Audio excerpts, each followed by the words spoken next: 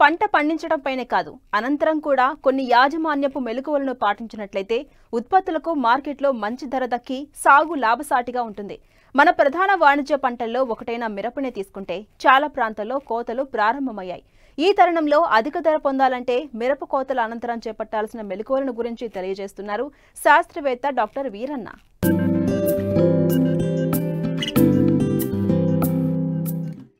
విదేశీ మారక ద్రవ్యాన్ని అధికంగా ఆర్జించి పెట్టే మిరప సాగుపై తెలుగు రైతులకు మక్కువ ఎక్కువ.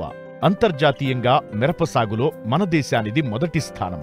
వర్షాధారంగా సాగు చేసే రైతులు ఎండుమిర్చి కోసం సాగు చేస్తుండగా, నీటి వసతి ఉన్న రైతాంగం ఆరుతడి పంటగా పచ్చిమిరప సాగు చేసి చివరి కోతల్లో అవకాశాన్ని బట్టి ఎండుమిరప దిగుబడిని తీస్తున్నారు. అయితే అధిక శాతం ఎండుమిరప సాగు చేసే రైతులే ఎక్కువ. ప్రస్తుతం చాలా ప్రాంతాల్లో 2-3 కోతలు అయ్యాయి.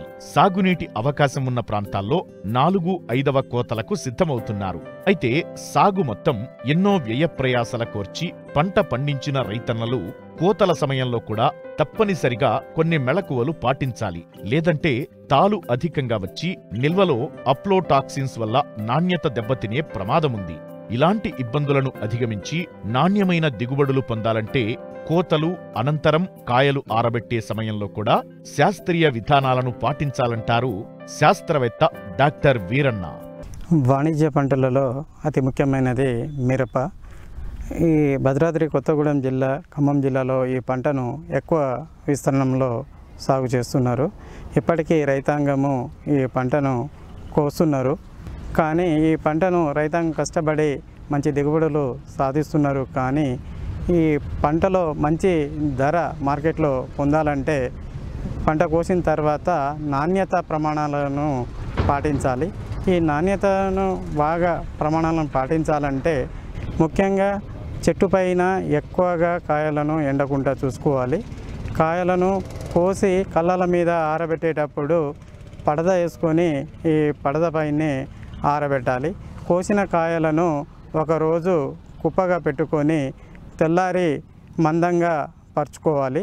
ముఖ్యంగా ఈ కాయలను కళ్ళం పైన ఎండబెట్టినప్పుడు దుమ్ము, ధూళి, చెత్త చెదారం లేకుండా చూసుకోవాలి. అదేవిధంగా మంచు పడే అవకాశాలు రాత్రిపూటలో ఉంది కాబట్టి మిరప మీద ఈ పట్టలను కప్పేయాలి.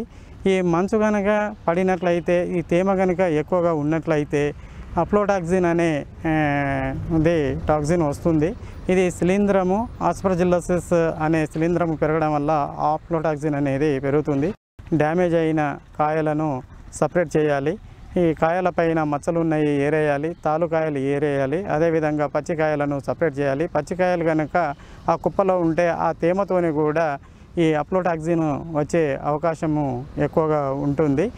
అదేవిధంగా ఈ పట్టలను కప్పిన తర్వాత తీసేసి పొద్దున పూటే తీసి మళ్ళీ పల్చగా ఆరబెట్టుకోవడం వంటివి చేసుకోవాలి. ఇంకా కొంతమంది రైతులు కళ్ళల మీద ఆరిన తర్వాత బస్తలలో తొక్కుకుంటారు. బస్తలో తొక్కే ముందు ఈ కాయలలో 10% లోపే తేమ ఉండేటట్టు చూసుకోవాలి. ఈ నాణ్యత ప్రమాణాలను అన్నింటినీ జాగ్రత్తగా పాటించినట్లయితే రైతాంగానికి మంచి ధర రావడానికి అవకాశం ఉంటుంది.